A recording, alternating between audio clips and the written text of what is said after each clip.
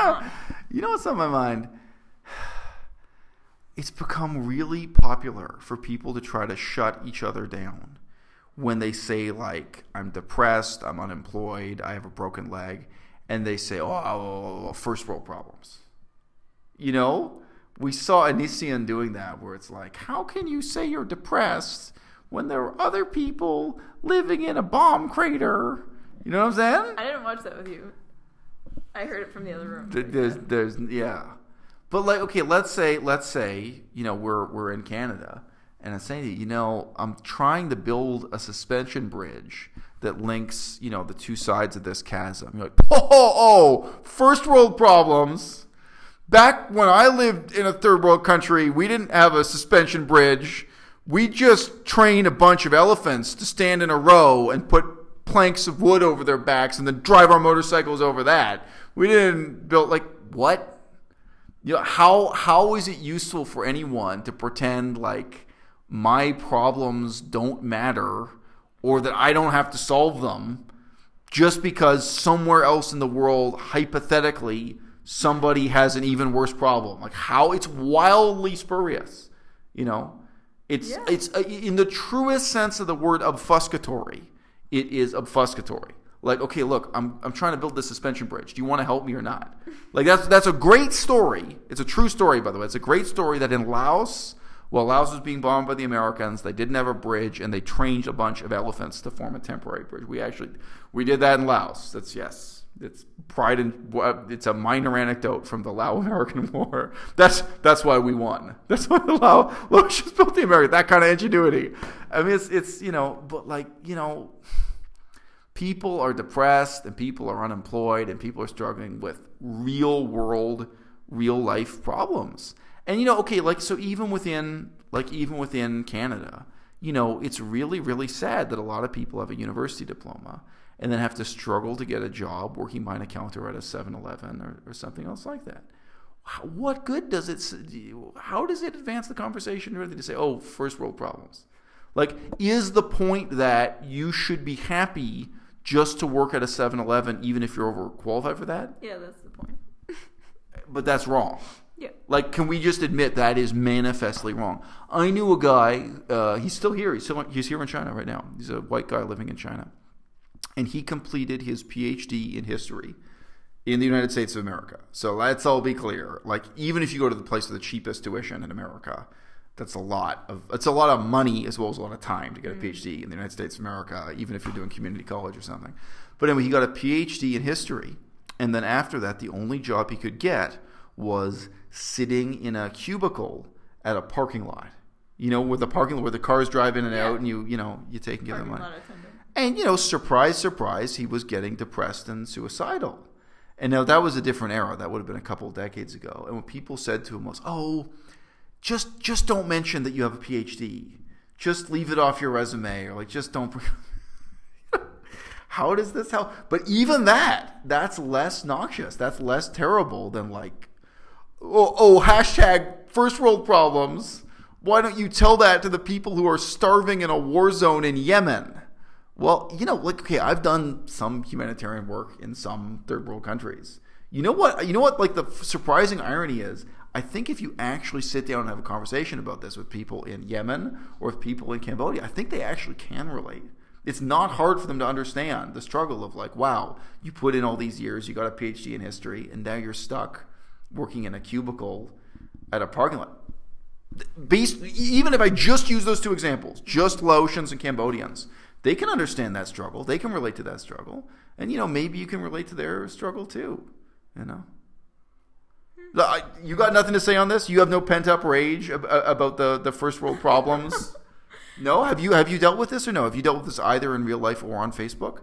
Or in the gray area halfway in between real life and Facebook? Of course I know the phrase. I know this trend of saying this is first world problems. But people don't throw that in your face when you complain about your own life or your own situation. You say you're trying to build a suspension bridge. And they're like, ew, are you going to use rope? White girl? Your first world rope that you got from the rope store? When I was your age, I had to go down to a battlefield and scavenge rope from a dead body. No, okay. Anyway, it's weird. Like, I've said before, when I enrolled in university, I was interested in studying economics because I wanted to study the philosophy of poverty. I was really interested in poverty. I was really interested in post-war disaster areas and poverty and third world conditions.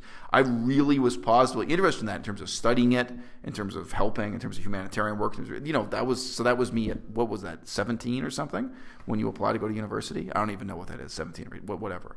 But starting from podunk ignorance as a teenager, I was really interested in that stuff. I felt there was a lot. I felt that I had a lot to learn from poverty and post-war devastation and humanitarian projects and reconstruction. And, you know what I mean? I did. But my feeling that I had a lot to learn from the struggles of the poor and that maybe I could contribute positively to that through some kind of humanitarian work, I didn't see that as a way to snub and shut down middle-class white people. Like, that to me makes no sense at all. Yeah. I could see it as a good way to keep things in perspective. I don't know. If you got to wake up and go to work at that cubicle by the parking lot, if you got to wake up and go to work at 7-Eleven, I think you need to be in touch with your anger, your sense of dissatisfaction, your sense of ambition. What's wrong with ambition? Why vilify ambition? Is ambition a first world problem? I don't think so. I think either you're for it or against it. Hashtag ambition. That's a good example. Hashtag first world ambition. Yeah. Yeah, well, that specific example, but I can see people complaining about things in American life that really, like, this is a first world problem. Like, what came to my mind was one year, the weather was really terrible in Michigan, and where I was living, the driveway was just a dirt road, right? So the snow cover was really uneven, and it had thawed and then frozen. So when you shovel it, you get like a mix of mud and ice. Shoveling was terrible. But one day I got out of my car, and I had my phone in my pocket, and it like fell out of my pocket when I opened up the car door, and my phone. Sorry, this is such a stupid story. It slid under the car, so like it was freezing cold out. Like the ground was all icy. I had to crawl underneath the door, crawl underneath the car to get my phone, and I was like, wow, this is the definition of a first world problem, because like first I got out of my car, second I got my cell phone. Even this I disagree with. Because we were talking about this earlier. You think people in Laos can't relate to that? You think people in Cambodia can't relate to that? Seriously, people in third world conditions have cell phones. Seriously, I think that story, like as silly as it is, as a frustration in life, I think there are tons of people in third world countries who would relate to that right away and be able to tell their own story about that. Like I mentioned in an earlier video, like Laos isn't in extreme poverty anymore. It's now in this period of like moderate poverty. But like in most of these countries, there are people who are poor and they're struggling to survive. But they own a cell phone, and very often they even own a motorcycle. They're still poor. They're out there hustling. But like this is not some strange and amazing Western technology. People, all kinds of third world countries, that's the case. Very often the cell phone is the one technology that they use to get a job and get a girlfriend and everything else. Like they don't have their own apartment. They're still living with their parents. There are 20 people sharing a crowded apartment, whatever. But they have a cell phone, right? So I mean, no, I think, but I just say even that story, I really would object to that being first world problems. If anything, that funny experience with dropping your phone, that bridges the divide. That's something people in third world countries absolutely could relate to and would make life in America seem like it's not so different, whether you're talking about third world countries in a cold climate or a hot one. Let's ban hashtag first world problem. Ban it.